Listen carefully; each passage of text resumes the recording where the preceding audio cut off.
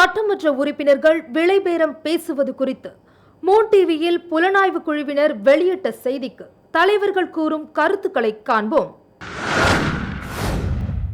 அனைத்து இந்திய அண்ணா திராவிட முன்னேற்ற கழகத்தின் பொதுச் செயலாளராகவும் மாநிலத்தின் முதலமைச்சராகவும் விளங்கிய மரியாதைக்குரிய ஜெயலலிதாவுடைய மறைவிற்கு பின் அண்ணா திராவிட முன்னேற்ற கழகத்தில் பதவி சண்டை என்பது உச்சத்தில் இருக்கிறது என்பது சொல்லித் தெரிய வேண்டிய ஒன்றல்ல.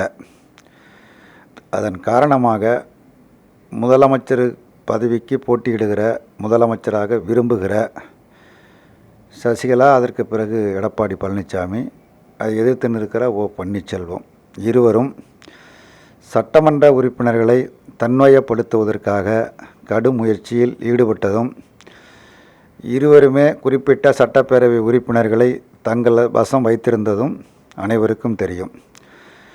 குறிப்பாக சசிகலா தரப்பில் திரட்டப்பட்ட சட்டமன்ற உறுப்பினர்கள் கூவத்தூரில் வைக்கப்பட்டிருந்தனர். அவ்வாறு வைக்கப்பட்டிருந்த உறுப்பினர்களில் ஒருவர் சரவணன் அதிலிருந்து தப்பித்து வெளியேறி பகிரங்கமாக ஒரு குற்றச்சாட்டை வெளியிட்டிருந்தார். அங்கே சட்டப்பேரவை உறுப்பினர்களுக்கெல்லாம் பணம் கொடுக்கப்படுகிறது, பேரம் பேசப்படுகிறது என்று பகிரங்கமாகவே ஏற்கனவே தெரிவித்திருந்தார். தற்போது அவர் கூறியதாக, மற்றொரு சட்டமன்ற உறுப்பினர் கூறியதாக, ஒவ்வொரு சட்டமன்ற உறுப்பினருக்கும் 6 கோடி ரூபாய் பணம் கொடுக்கப்பட்டதாக இந்த செய்திகள் அவர் கூறியதாக தொலைக்காட்சிகளில் நேற்றைய தினம் ஒளிபரப்பப்பட்டது. இன்றைக்கு அது நாளேடுகளில் செய்திகளாக வந்துள்ளன. சம்பந்தப்பட்ட சட்டமன்ற உறுப்பினர் அதை மறுத்திருந்தாலும் கூட இதில் உண்மை இல்லை என்று புறக்கணித்து விட இயலாது. ஏன்னா இதே சரவணன் ஏற்கனவே பகிரங்கமாக தெரிவித்திருக்கிறார். பணம் கொடுத்தார்கள், எனக்கும் பணம் கொடுத்தார்கள், நான் வாங்க மறுத்தேன், தப்பித்து வந்து விட்டேன் என்று ஒரு பகிரங்கமாகவே பேட்டியளித்தார். அது அப்பொழுதே எல்லா நாளேடுகள் தொலைக்காட்சியெல்லாம் செய்திகள் வெளியாயின. தற்போது நான் கூறவில்லை, யாரோ வேண்டுமென்றே இந்த செய்தியை வெளியிட்டிருக்கிறார்கள் என்று வெளியிட்ட தொலைக்காட்சியின் மீது குற்றம் சுமத்துகிற முறையில் அவர் இன்றைக்கு அறிக்கை வெளியிட்டு செய்திகள் வந்திருக்கின்றன. என்னதான் இருந்தாலும் தவறுகள் நடந்திருக்கிறது என்பது ஒரு மறுக்க முடியாத உண்மை என்றே தெரிகிறது. அதன் அடிப்படையில் இது குறித்து உயர்நீதிமன்ற நீதிபதியை கொண்டு ஒரு நீதி விசாரணை, ஒரு குறிப்பிட்ட காலத்திற்குள்ளாக இந்த விசாரணை முடிகிற வரையில் கால வரம்பிற்கு உட்பட்ட ஒரு நீதி விசாரணையை மேற்கொண்டு உண்மையை மக்களுக்கு விளக்க வேண்டும். ஏனென்றால் இது ஏதோ ஒரு தனிப்பட்ட எந்த ஒருவரையும் பழிவாங்குகிற நோக்கில் கூறுகிற கருத்தல்ல. மாறாக ஜனநாயகம் காப்பாற்றப்பட வேண்டும், ஜனநாயகம் நிலைநாட்டப்பட வேண்டும் என்கிற முறையில் இந்த உண்மையை வெளிச்சத்திற்கு கொண்டு வர வேண்டியது இன்றைக்கு இருக்கிற அரசினுடைய பொறுப்பாகும்.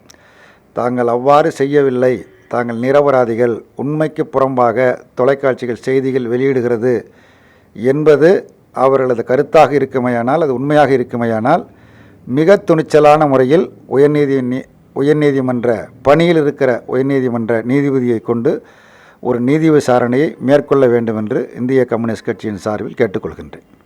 எதிர்கட்சிகளை பொறுத்தமட்டில் அவர்கள் கூறுவதைத்தான் கூறப்போகிறோமே தவிர நாங்களாக கற்பனையாக எதுவும் கூறப்போவதில்லை. ஏன்னால் இந்த கருத்துக்கள் எல்லாம் அந்த அணியிலிருந்து தான் வருகிறது, அதிமுகவிலிருந்து தான் வெளிப்படுகிறதை தவிர திமுகவோ அல்லது மற்ற கட்சிகளோ கம்யூனிஸ்ட் கட்சிகளோ பணம் கொடுத்தார்கள் என்று நாங்கள் எப்பொழுதும் சொல்லவில்லை.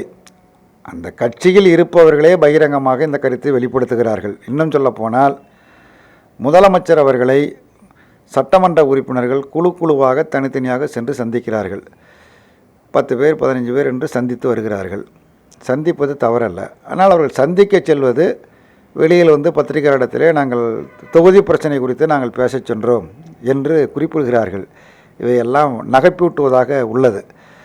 தொகுதி பிரச்சனை என்றால் அந்த சம்பந்தப்பட்ட அமைச்சர் தனியாக அமைச்சரிடத்திலே முதலமைச்சரிடத்திலே விண்ணப்பம் கொடுப்பது, கோரிக்கையை முன்வைப்பது என்பது ஆளுங்கட்சிக்கு மட்டுமல்ல, எல்லா சட்டமன்ற உறுப்பினர்களுக்கும் அது பொருந்தும். அதில் 10 பேர் 15 பேர் சேர்ந்து தான் செய்ய வேண்டும் என்கிற அவசியமெல்லாம் இல்லை. அதுவும் ஆளுங்கட்சியை சேர்ந்த உறுப்பினர்கள் அவ்வாறு செய்ய வேண்டிய கட்டாயமோ நிர்பந்தமோ அவசியமோ தேவையில்லை.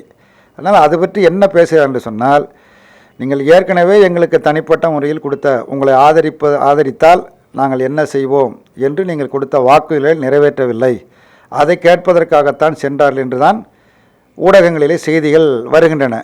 இது அரசு தரப்பிலிருந்து இதுவரையில் மறுக்கவில்லை. அவ்வாறு இல்லை என்று செய்திகள் வருகிறது. செய்தி வந்த உடனே மறுக்க வேண்டும், அல்லது உண்மை என்றால் அதை பற்றி விசாரிக்க வேண்டும். எந்த தகவலும் அரசிடமிருந்து பெற முடியவில்லை. இவர்கள் மௌனமாக இருக்கிற காரணத்தினால் இவையெல்லாம் உண்மை என்று தோன்றுகிறது. இதையெல்லாம் மக்களிடத்தில் எதிர்க்கட்சிகள் எடுத்துச் சொல்லும். மோடிவி இந்த செய்தியை மிக துணிச்சலாக வெளியிட்டிருக்கிறது. இந்த தொலைக்காட்சியின் மீது ஆட்சியில் உள்ளவர்களோ அல்லது சம்பந்தப்பட்ட மற்றவர்களோ கோபப்படாமல் இதில் உண்மை இருக்கிறதா என்பதை விசாரித்து கண்டறிந்து மக்களுக்கு தெளிவுபடுத்த வேண்டியது அரசின் பொறுப்பு. அதற்கு மாறாக இந்த செய்தியை நீங்கள் வெளியிட்டீர்கள் என்று ஆத்திரப்படுவது பொருத்தமற்றது, நேர்மையற்றது.